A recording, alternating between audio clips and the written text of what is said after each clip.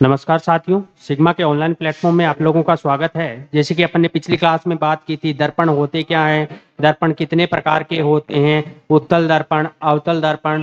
फिर अपन ने उसकी बात की थी कि उत्तल दर्पण में कहाँ पॉलिश की जाती है, अवतल दर्पण में कैसे निर्माण होता है। फिर अपन ने बात की थी अवतल दर्पण की इमेज फॉर्मेशन, प्रतिबिंब निर्माण। अपन ने 6 कंडीशन की बात की थी। 5 कंडीशन में इमेज मुख्य अक्ष के नीचे बनती है, काल्पनिक वास्तविक बनती है, मुख्य अक्ष के नीचे बनती है, और 6 कंडीशन में क्या बनती है, दर्पण के पीछे बनती है, और सीधी बनती है, और आभासी बनती है। अभी तक अपन ने अवतल दर्पण की बात कर चुके थे। अब अपन बात करेंगे उत्तल दर्पण की। उत्तल दर्पण का प्रतिबिंब निर्माण। उत्तल दर्पण का प्रतिबिंब निर्माण।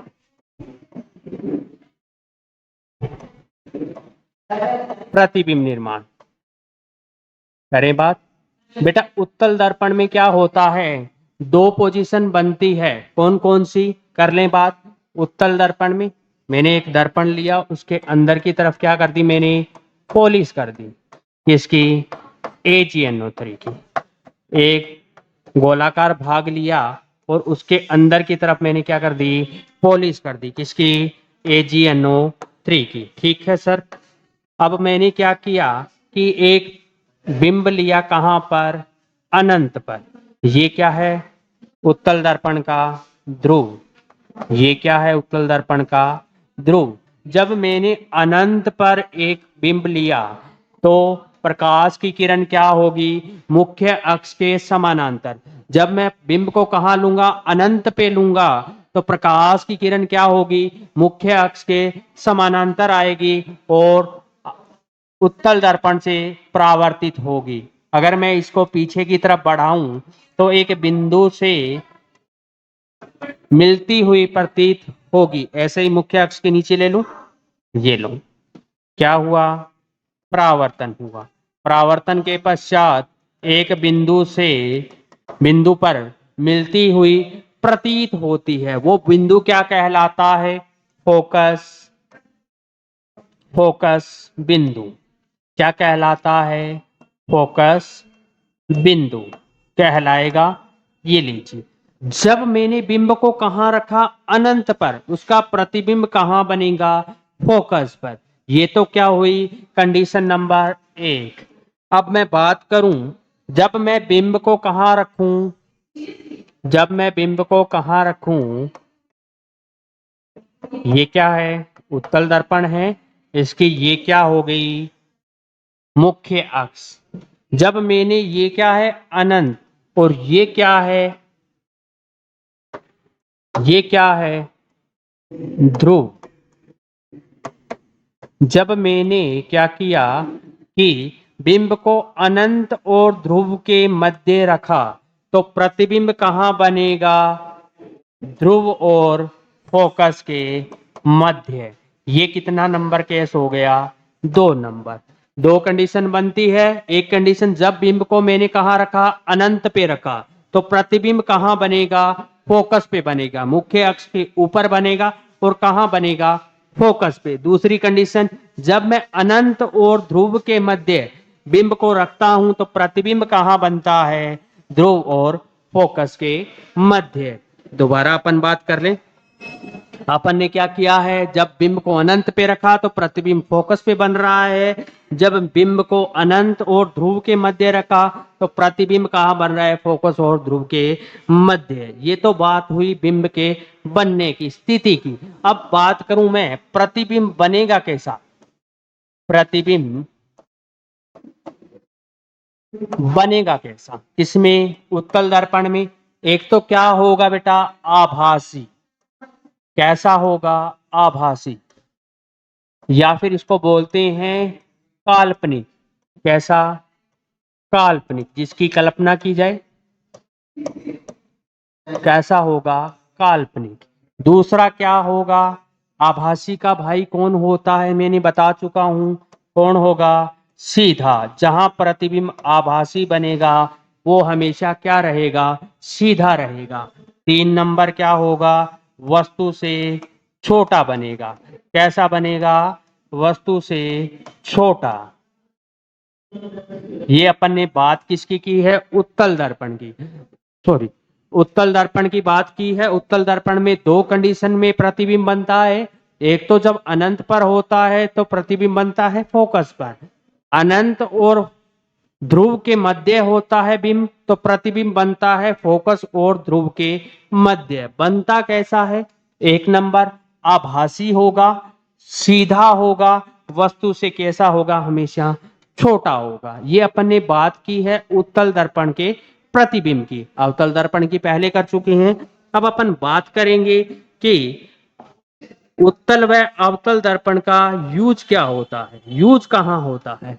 बेटा पहले अपन बात कर लें उत्तल दर्पण की। तो उत्तल दर्पण की बात करूं तो कहां यूज होता है? गाड़ियों के साइड मिरर में। जो गाड़ियां होती है, व्हीकल होती है, उनके साइड में जो मिरर लगा होता है उसमें कौन सा मिरर होता है? उत्तल दर्पण। ऐसा क्यों? क्योंकि जब अपन देखते हैं पीछे आने वाले बड़े व्हीकल का साइज बहुत बड़ा होता है, उसको अपन एक छोटे से मिरर में देख पा रहे हैं, क्या वो वास्तविक है? क्या नहीं है सर, क्योंकि जो इमेज बन रही है उसकी वो कैसी होगी? काल्पनिक होगी। और हमेशा कैसी बनेगी? सीधी बननी चाहिए। इसलिए कौन सा लेंस दर्पण लिया जाता है? उत्तल दर्पण। गाड़ियों के बैक मिरर, ये देखो। और क्या है? रेस्टोरेंट में लगने वाला जो मिरर होता है, रेस्टोरेंट के बाहर जो मिरर लगा होता है वो कैसा होता है? उत्तल दर्पण। अब बात करूं मैं अवतल दर्पण की यूज। ये देखो, कभी आप डॉक्टर के पास गए होंगे, चम्मच जैसा एक इंस्ट्रूमेंट होता है, उसके आगे लगा होता है अवतल दर्पण। उसको मुंह के अंदर डाला जाता है और मुंह के अंदर जो बीमारी होती है उसको डिटेक्ट किया जाता है, पहचाना जाता है। उसको देखने के लिए क्या किया जाता है? अवतल दर्पण का यूज। आपने क्या किया होगा? ब्रॉडकास्ट रेडियो स्टेशन देखे होंगे, उनकी छतरियों के ऊपर लगा होता है रिफ्लेक्टर, वो भी क्या होता है? अवतल दर्पण। और आपने टॉर्च देखी होगी, टॉर्च के अंदर वाला हिस्सा जो यहाँ बल्ब लगा होता है उसके पास वाला जो हिस्सा है वो भी क्या होता है? एक अवतल दर्पण की तरह काम करता है। गाड़ियों की हेडलाइट में जो अंदर की तरफ जो पॉलिश की जाती है, जो मिरर बनाया जाता है, वो भी क्या होता है? अवतल दर्पण। ये अपन ने क्या बात की है? उत्तल और अवतल दर्पण के यूज की। दोबारा देख लेते हैं। कहा गाड़ियों के साइड मिरर में कौन सा दर्पण होता है? उत्तल दर्पण। रेस्टोरेंट में जो दर्पण लगा होता है वो कौन सा होता है? उत्तल दर्पण। गाड़ियों को देखने के लिए जो साइड में मिरर लगाते हैं या कॉस्मेटिक की दुकानों में जो मिरर लगता है वो कैसा होता है? अवतल दर्पण। ठीक है। और क्या है? डेंटिस्ट के पास जो चम्मच जैसा होता है, मुंह के अंदर के पार्ट्स को देखने के लिए कौन सा दर्पण यूज किया जाता है? अवतल दर्पण। ब्रॉडकास्टिंग में जो छतरियां होती है उसकी सतह को कैसा बनाया जाता है? अवतल बनाया जाता है। टॉर्च के अंदर का पार्ट होता है, जो रिफ्लेक्टर बनाया जाता है, वो कैसा होता है? अवतल होता है। गाड़ियों की हेडलाइट कैसी होती है? अवतल होती है। अभी तक अपन ने क्या बात की है? उत्तल दर्पण होता क्या है, अवतल दर्पण होता क्या है, उनकी इमेज फॉर्मेशन की अच्छी तरीके से बात कर ली, उनके यूजेज देख लिए, कहाँ कहाँ यूज होते हैं वो चीज अपन ने बात कर ली। अब अपन बात करेंगे बेटा अवतल दर्पण की। अवतल दर्पण की रेडियस, वक्रता त्रिज्या वर्सेस फोकस दूरी में संबंध। अवतल दर्पण की फोकस दूरी और वक्रता त्रिज्या में क्या संबंध होता है उसकी अपन बात करेंगे, रिलेशन निकालेंगे। मैंने क्या किया? एक अवतल दर्पण का क्या कर लिया? निर्माण कर लिया। कर ले, ये लो पॉलिश कर दी सर, कर लो सर। ये क्या है? अवतल दर्पण। जब प्रकाश की किरण मुख्य अक्ष के समानांतर आएगी, परावर्तन के पश्चात कहां से जाएगी? फोकस बिंदु से। ये वाला बिंदु क्या हो गया? फोकस बिंदु। यहां क्या मान लूं मैं? एक कौन सा बिंदु मान लूं यहां? बोलो भाई। ये बिंदु मान लिया मैंने, क्या है? सी बिंदु। इसको अगर मैं इससे मिला दूं तो ये लो मिला दिया। ये लो, ये एंगल थीटा है तो ये भी कोण क्या होगा, थीटा होगा। क्यों होगा भाई, ये क्या है, दर्पण का आपतन कोण। ये कोण कौन सा है, आपतन कोण। कोण, ये कोण कौन सा है नीचे वाला, ये वाला कोण है परावर्तन कोण। कौन सा कोण है भाई, परावर्तन का कोण। परावर्तन के नियम से आपतन कोण और परावर्तन कोण क्या होते हैं, बराबर होते हैं। ये कोण थीटा है, ये कोण थीटा है, तो ये भी क्या होगा, थीटा। आपने कहा सर ऐसे कैसे, ये देखो ऐसे बन रहा है, ये थीटा है तो ये भी क्या है, थीटा, क्योंकि ये दोनों क्या है, एक दूसरे के एकांतर कोण है। कौन से कोण है, एकांतर कोण। ये कोण कितना होगा फिर, ये होगा बेटा 2 थीटा। सर कैसे आया 2 थीटा, बात करें इसकी, कैसे आया 2 थीटा। लो जी, कर लेते हैं अपन बात इसकी, इसकी करें। आप लोगों को त्रिभुज दिख रहा होगा ये वाला, इस वाले पॉइंट को मान लूं मैं एम पॉइंट, और यहां से डाल दिया मैंने लंब डी, और ये क्या है, ध्रुव पी पॉइंट है। हाँ जी है सर। अब मैं बात करूं त्रिभुज की, इस वाले की, कौन से, एम सी एफ की। तो त्रिभुज के तीनों कोणों का योग कितना होता है, एम सी एफ की बात करूं, तीनों कोणों का योग कितना होता है, 180।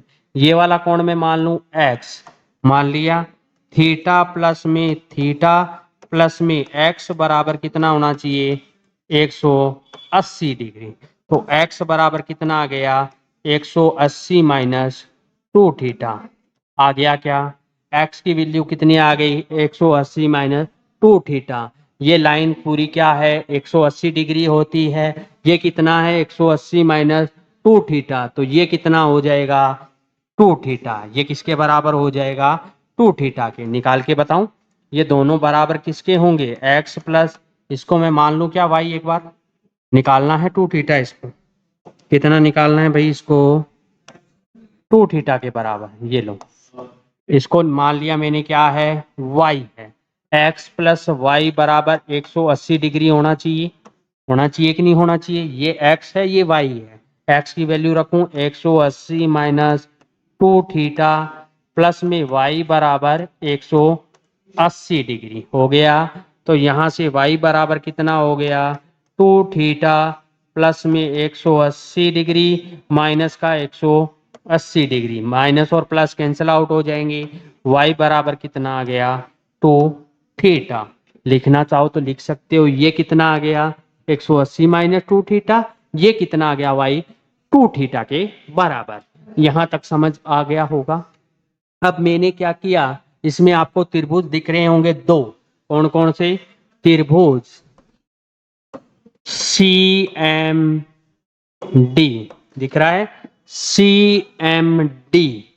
इससे निकाल लूं क्या, tan थीटा, कितना आएगा tan थीटा बराबर क्या होता है, लंब बटे आधार। लंब कितना है, एम डी बटे में आधार कितना है, सी डी।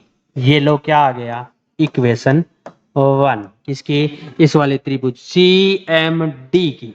आगे बेटा सी एम डी की इक्वेशन क्या आ गई, ये। अब मैं त्रिभुज ले लूं कौन सा, त्रिभुज कौन सा, F M D, F M D ले लूं क्या, tan 2 थीटा, y की वैल्यू 2 थीटा है, tan 2 थीटा बराबर क्या आ गया, लंब बटे आधार। लंब कितना है, एम डी बटे में आधार कितना है, एफ डी है क्या। इसको इक्वेशन नंबर दे दो 2। अब मैं कहूं थीटा क्या है, बहुत छोटा है, लिख दूं क्या, थीटा क्या है, बहुत छोटा है। कितना है, बहुत छोटा है। तो tan थीटा बराबर क्या हो जाएगा, लगभग बराबर हो जाएगा थीटा के।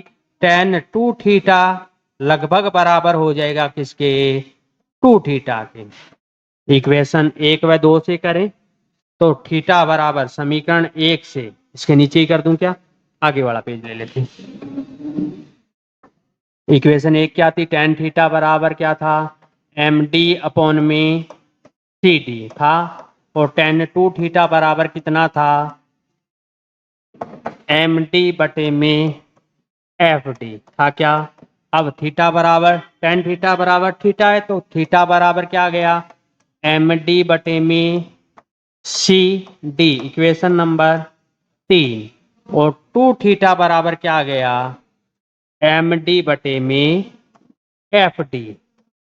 कैसे आया ये देख लो भाई, अपन ने क्या कहा, थीटा क्या है, बहुत छोटा है, टेन थीटा बराबर थीटा, टेन टू थीटा बराबर थीटा, टू थीटा। तो अपन ने क्या कर दिया, इन दोनों इक्वेशन को मॉडिफाई कर दिया। यहां से थीटा की वैल्यू निकाल लूं क्या, थीटा बराबर क्या आ गया, एम डी बटे में F D into two, equation number 4।